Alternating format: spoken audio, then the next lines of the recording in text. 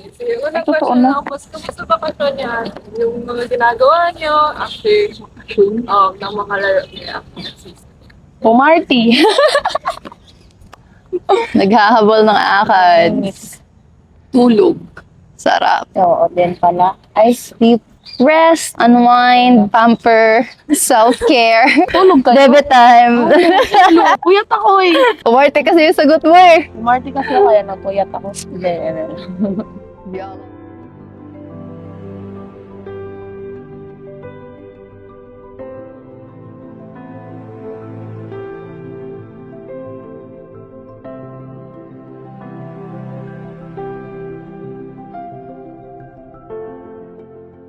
Puso means doing everything that you can genuinely. Hindi yung half-hearted. Tsaka binubuhos mo kung anong meron ka. Yung mga unfortunate events talaga na I can't control. So, I pour my heart sa pagtulong sa girls behind the scenes. So, puso dun for me is something na as long as ginagawa mo yung trabaho ng buo, I think that will bring you to places. Kasi you're genuine. Puso, ano siya? Siya ang nagpapump ng blood sa katawan natin. Nasa circulatory system. Ang pagkakaroon ng puso is very important para sa isang athlete. Hindi pwedeng galaw ka na lang ng galaw. Importante yun kasi parang nagiging guide mo yun sa pagiging athlete, sa career mo. For me, laking bagay yung puso sa paglalaro. Kasi ako, naglalaro ako na may puso kasi iba yung pride ko as a UP athlete. Dala-dala ko talaga buong UP pag naglalaro ako. Nag-start ako mag-volleyball, hindi dahil gusto ko maglaro ng volleyball. Nag-start ako kasi nalaman ko na pag nag-varsity ako, pwede ako mag-aral ng libre. Pinurso ko talaga maglaro, nag-self-training ako, ginawa ko lahat para makapaglaro ng maayos, mag-improve. And salamat sa Diyos at nandito ako sa UP, nakapag-aral ako sa UP.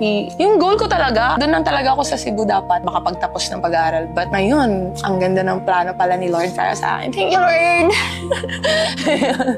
Konti lang yung nabibigyan ng chance to play sa UAAP. So habang may chance pa, why not i-grab, diba? Malaking tulong din to sa akin as an athlete kasi mas marami pa akong matutunan. One reason din is yung mga teammates ko. Kasi the past season, parang me personally, I feel like we could do more. I want to finish my studies. Before siguro leaving talaga UP, I want to completely be free na aside from playing also. Nung first year ako, middle blocker kasi talaga dapat ako. So, nilipat lang ako ni Coach Okumo maging opener kasi nakaka-depensa ako doon dati. Pero nung pagpasok ni Coach Shaq, nag-introduce kami sa isa't isa ng mga position namin. Sabi ko, hello po Coach, ako po si Ninya Itang, open spiker. Tapos sabi niya, hindi, middle blocker ka. Alam naman ng ibang tao na hindi maganda yung naging experience ng team namin. Naging grateful naman ako sa mga naging experience namin, mapapangit man niya or maganda. Kasi yun yung nagubog sa amin as a person, as a team. Since bago, we had to make adjustments, bagong system again. Naglaan kami ng time doon para makapag-adjust yung lahat sa system ni Fabio. Kung ano yung makakatulong sa amin individually as a team, yun yung ginagawa namin sa training. Mahirap siya kasi every year talaga bagong coach. Hindi naman kami sa posisyon para magreklamo and all kasi andyan yan for a reason. Tanggap lang and trabaho ulit. Yung challenge is yung chemistry talaga namin as a team. Since madaming ang bago, new additions, this season, siguro kung kaya pang masigitan and ipakita pa kung ano yung pwede gagawin namin. Since kami ni Ninya, Joanne, last season na namin, talagang wala na kaming i-hold back pa, kundi ibigay kung ano yung kaya namin as seniors and syempre para sa UP din. Hindi kasi ako nag-check ng social media, especially pag season, off ako. So, may nagme-mention lang sa akin na, alam mo ba, parang, anong term yun? Clutch something, ganon. Nakalimutan ko na anong term. So, ganon. For me kasi, pag nasa loob ako ng court, gusto ko lang tumulong. Maglalaro ako kasama ng teammates ko para sa team ko, para sa UP community.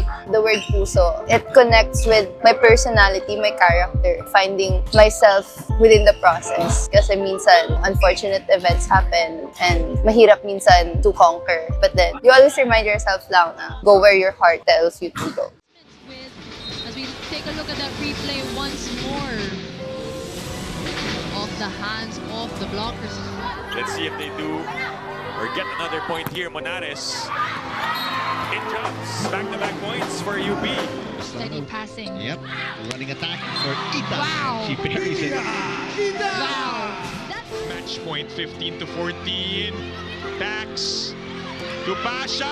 Blocked. Nobody home. And UP completes the comeback. A reverse sweep for the Fighting Maroons.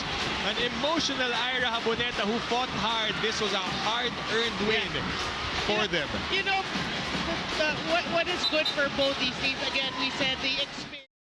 Tapang. Well, for me naman kasi, I feel like I embodied that word. Wow, charot! Hindi kasi, ganun akong tao, matapang. So, kung i-describe ko siya, siguro, ako, kailangan kong maging matapang as a player. Kahit sino yung kalaban, dapat meron akong ganun. Yung tapang kasi nakatatak na yan sa team namin. Tumingin ka lang sa UP, di mo na kailangan mag-isip yan. Napin mo lang ang UP, andyan yan.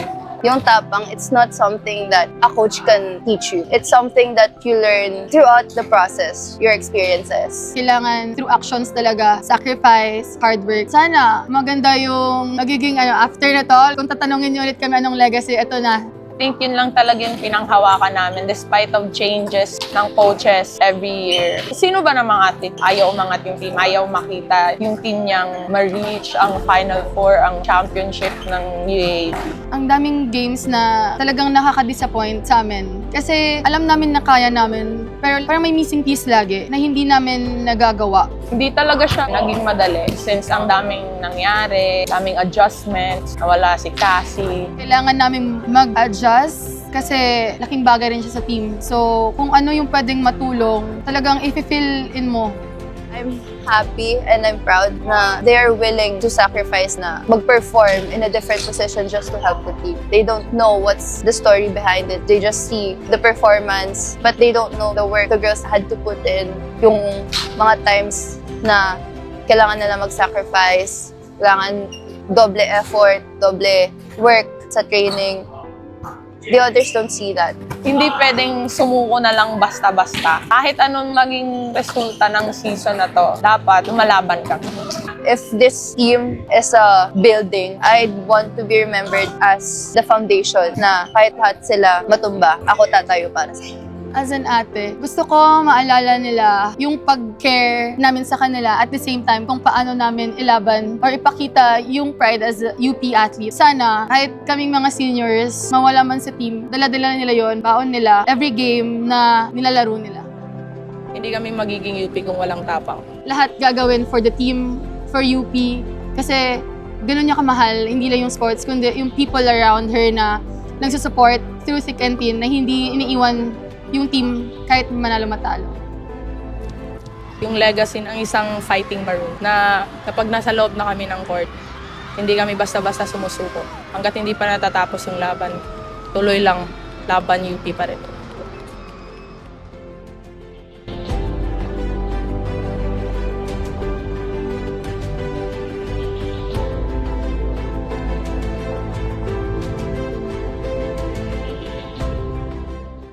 Ang husay kasi hindi lang kasi talaga siya skill-wise. Kasabay na dun yung character sa loob ng court, yung pagiging ready.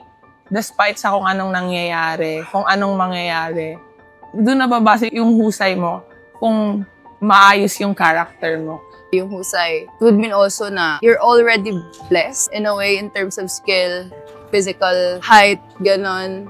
Pero yung husay, I think, makikita mo din yun sa perseverance ng isang tao. Kasi if you have the skill or you have the talent but you don't have the attitude or the character to work, matatalo ka din pag ganun. So I think it's developed. Mahabang process yan para maging mahusay ka.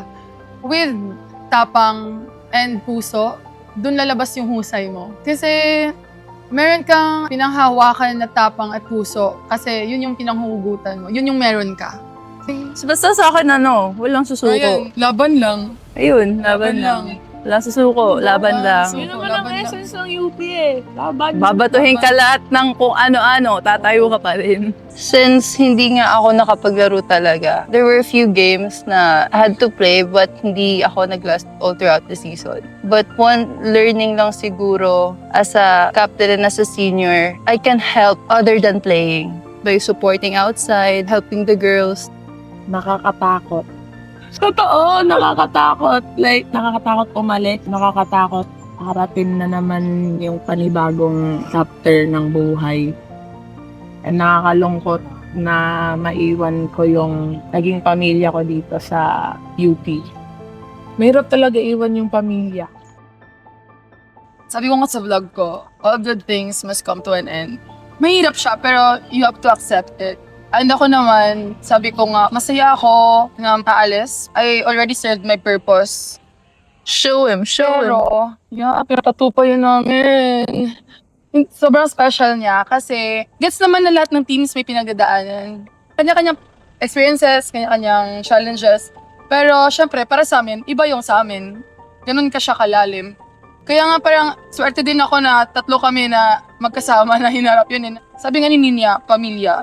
Kaya doon siya lumalabas na ganun kalalim yung pinagsamahan namin. Talagang nakatatak na tong season 88. Hindi lang sa katawan namin, kundi sa puso at utak ng mga tao sa amin. Ganun. Pero yung pride, as an iska, iba eh. Yun yung mamimiss mo. Pag iba sa ibang leagues ka na, ibang level na din eh. Pride ng school, iba. Yung supporters, yung UP community, sobrang iba. Yung may pinaglalaban kang community. Yung lumalaban ka dahil pangarap mo, dahil sa passion mo sa paglalaro. Lalaban ka dahil sa pagmamahal mo sa larong volleyball. Yun yung mamimiss ko, yung lumalaban ka kahit walang kapalit. Mamimiss mo yung sigaw ng mga tao, sigaw ng teammates nyo, just because you want to win. Yung pride na yun na tinatatak nyo sa puso nyo na gusto naming lumaban, pagpa-perform kami dahil gusto naming ipakita sa community na worth it yung sinusuporta nila. We all witness, pag maglalaro kami, wala talagang tao. Coming from that, mabibilang sa kamay yung mga pumupunta to now na sobrang tili sa tenga mo ng mga tao nasa likod sa'yo. Doon ko pinaka-naramdaman yung pagmamahal ng team, na supporters, community. Iba eh. Alam mo yun yung parang, ay, ito na to. Sanang balikan to. Ito na. Eh, yun yung pinaka-tatataktahan talaga. Yung last game namin. Every season, memorable. Ang dami namin natutunan. Umalis man kami dito, talagang binuo kami ng mga experiences na yun. Yun yung experience, hindi lahat ng players magkakaroon. So, I would have thought na yung mga nasa taas na schools, pinakamalalakas, matatalo namin.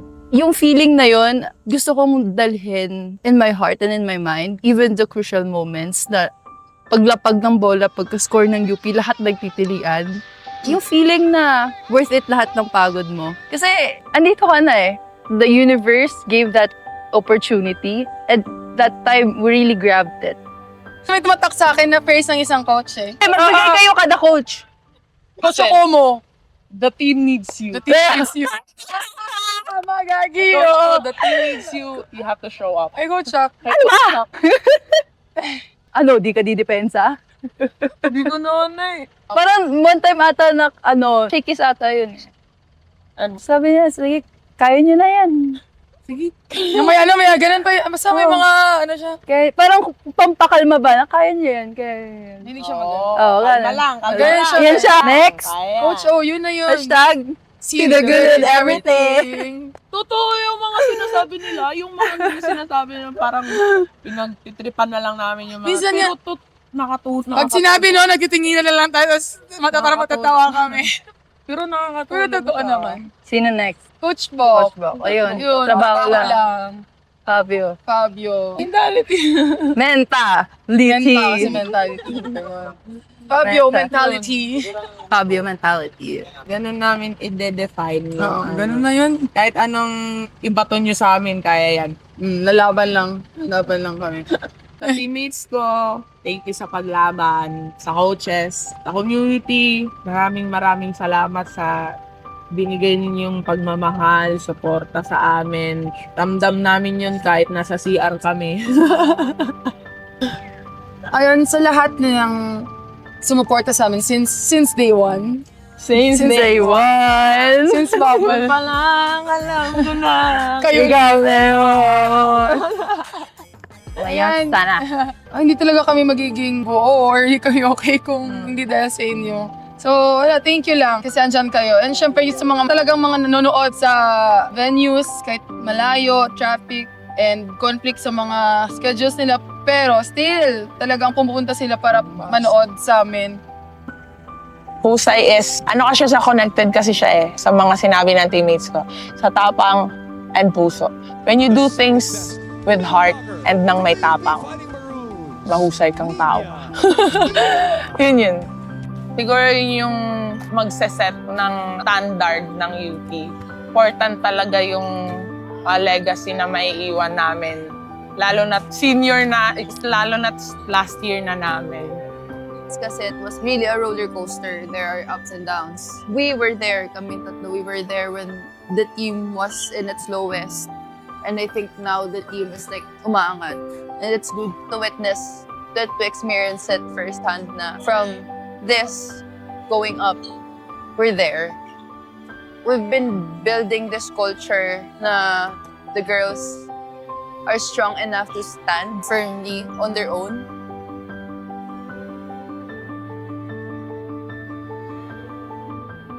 Thank you, UP, for giving us the opportunity to play here, to study here, to experience all different things that made us who we are today.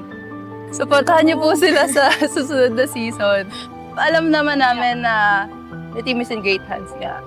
Kasi there's a community behind them, always supporting them no matter what. And kami din, kami mga ates, andun na din kami para sumapot sa mga girls. Kasama nyo na kaming susuporta sa kanila. Hindi. Magpapahuli. Ganyan kami.